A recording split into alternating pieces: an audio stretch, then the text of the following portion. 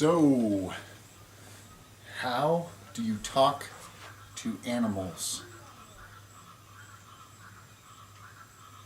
There's supposed to be some intro music right after I say that. Where was the intro music? Come on, guys. Get with it.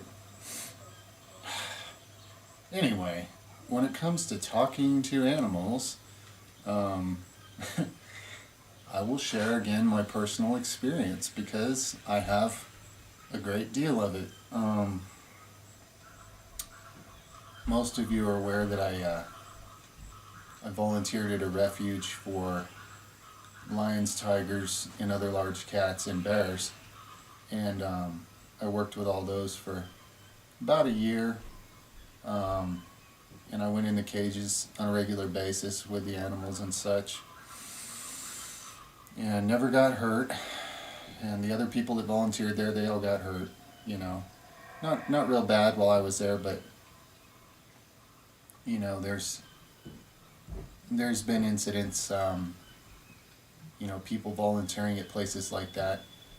For example, another refuge that I actually did a little volunteer work at with big cats. A woman lost her arm there not too long ago because she had her arm through the fence in a tiger cage, and she looked away, and I forget what the exact reason was, but this tiger grabbed her by the arm, and through those large chain link fences, there was just nothing she could do. He took her arm off, and she loves the animals, she didn't blame them, so it's just one of those things. Like, obviously when you're dealing with huge animals that are adapted to be able to chase down and kill huger animals, you better be able to communicate with animals, right? That's kind of where I'm going with this. But it didn't start there. I've had an interesting, special relationship and interaction with animals my whole life. I could sense where they were and find them and, interact. I caught a lot of different types of critters and stuff growing up in the forest where I grew up. Got to see a lot of neat stuff and learn a lot of cool things. But anyway, so how is it I communicated with them? Well, the whole time, instinctively, what it was through feeling.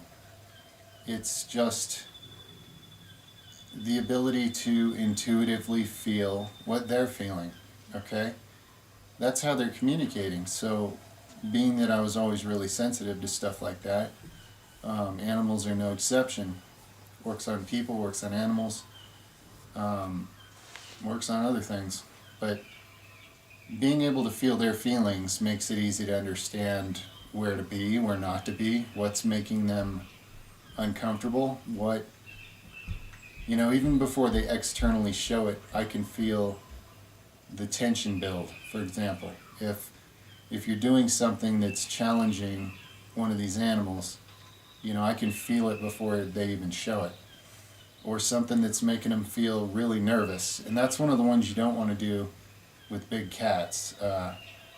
Many people have seen tiger and lion performer type trainers get mauled by their own cats. Well, the thing is, the cat wouldn't have mauled them if it was just them.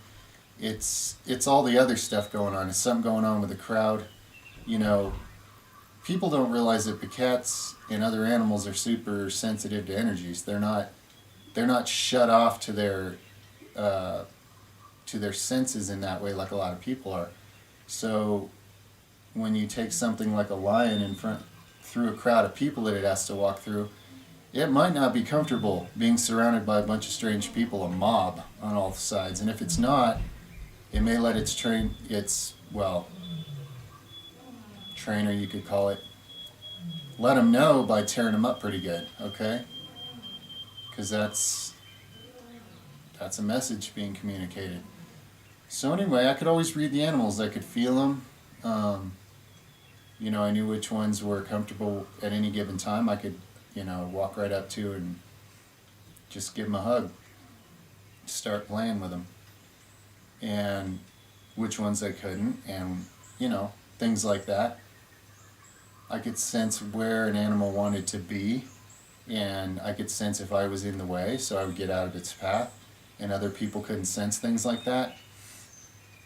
This one time, we had to take a tiger out of his cage for a little while to do some work in there, on his shelter thing.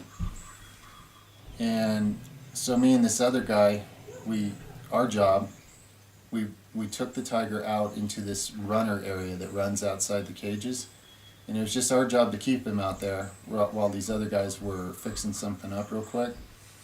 So we had to hold this piece of metal fencing and stand there and block his door so he wouldn't go back in his cage while they were working on it, right?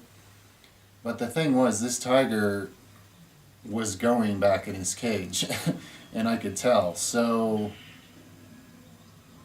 I said it. I called it. I was like, you know what?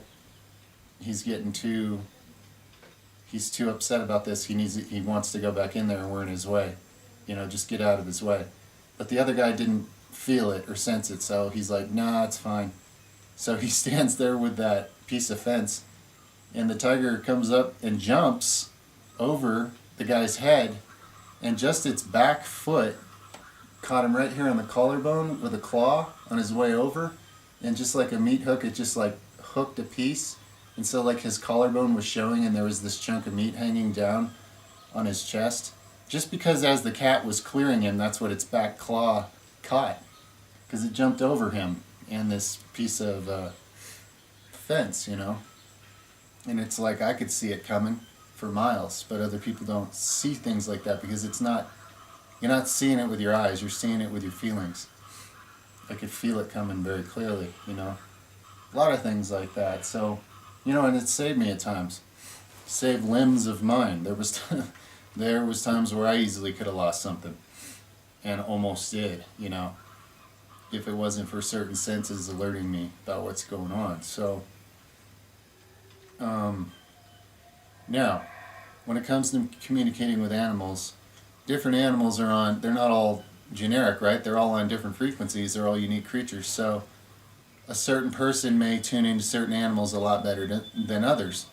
There's a lot of nature that I resonate well with and find connections to. I happen to be very diverse that way, but there's certain animals that I really understand well and have a connection with. And that's true of most people.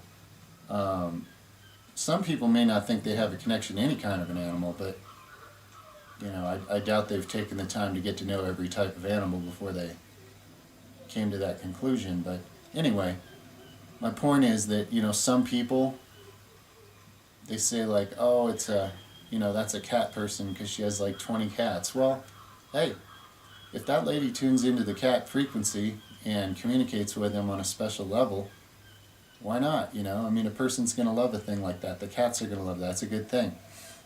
Some people have, a collection of snakes, and other people just look at them like they're crazy, that's not a pet, that's horrible. But hey, if it feels right to you, if you have a good connection to that snake, if you love that creature, if you admire it, why not, So, whatever a person feels an attraction to, there's more than a good chance, it means more than that. It's always because you're going to have more of a resonance and more of a connection somehow. An ability to tune into the frequency of that animal, okay? You've got horse whisperers, you've got lion whisperers. I could do that job, get to know wild lions slowly. I could definitely do that. In fact, growing up, that was kind of my plan. A lot of the time was to do something very similar to that.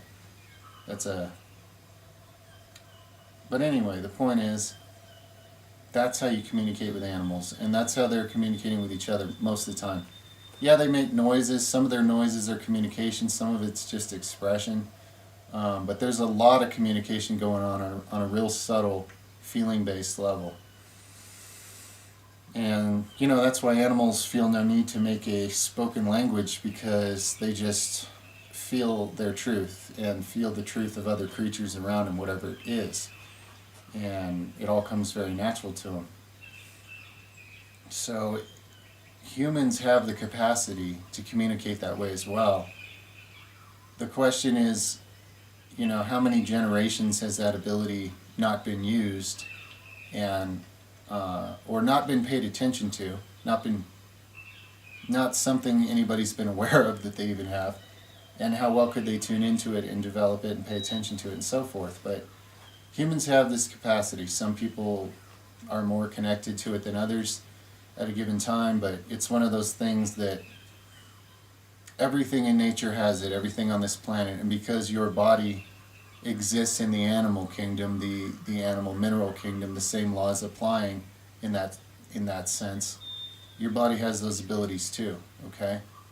There's glands in you, there's certain types of nerves in you and functions that science has not been able to pinpoint or understand yet, but it's there. And people have experienced this all throughout time. I'm sure I'm nowhere close to anywhere near the first person to describe this, so that's my take on it, that's my experience on it. It's a real thing. And a lot of you have no doubt experienced something like that with certain animals, and it's real too. So that very thing, that very intuitive feeling,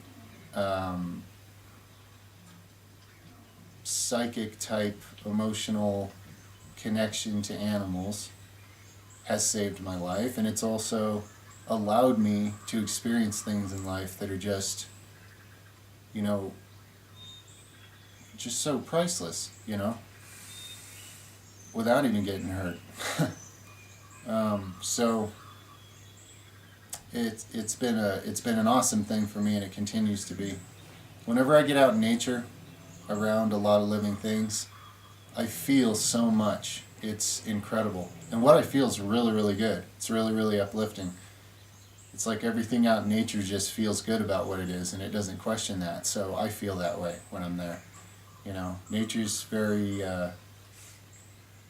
very harmonic for your energy centers.